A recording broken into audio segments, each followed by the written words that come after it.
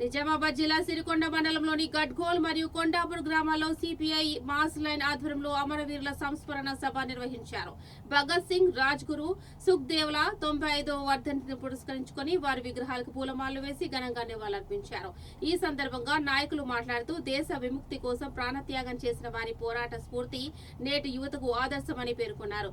కేంద్ర, రాష్ట్ర ప్రభుత్వాలు అనుసరిస్తున్న విధానాల వల్ల ప్రజాస్వామ్య హక్కులకు భంగం కలుగుతుందని, విద్య మరియు సంక్షేమ రంగాల్లో వైఫల్యాలను ఎండగట్టారు.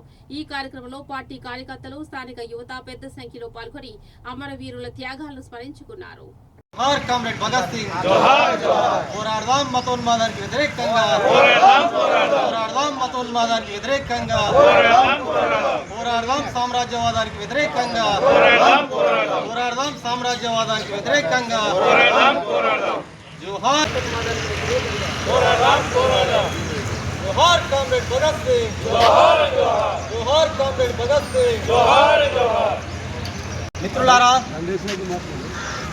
ఇక్కడో వేల మైళ్ళ దూరంలో పంజాబ్లో పుట్టినటువంటి భగత్ సింగ్ 95 సంవత్సరాల క్రితం అమరుడైనటువంటి భగత్ సింగ్ ఈరోజు గడ్కోల్ గ్రామంలో నివాళులు అర్పిస్తున్నామనంటే ఆయనకు మనకు ఏం సంబంధం అనే విషయాన్ని మనం ఒక్కసారి మననం చేసుకోవాలి.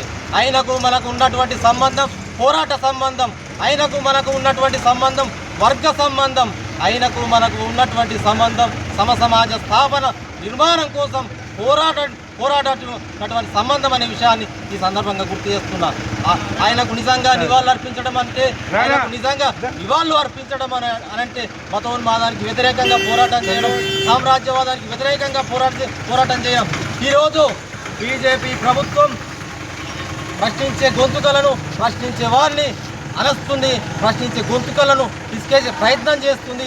సామ్రాజ్యవాదం, మతోన్మాదం పెళ్ళుబిగిస్తుంది అనే విషయాన్ని సందర్భంగా గుర్తు చేస్తూ ఉన్న సామ్రాజ్యవాద అమెరికా ఈరోజు చిన్న దేశాల మీద పెత్తనం చూపిస్తూ సామాన్య ప్రజలను, సామాన్య మానవులను చనిపోయే విధంగా వారి మీద దాడి చేస్తుంది.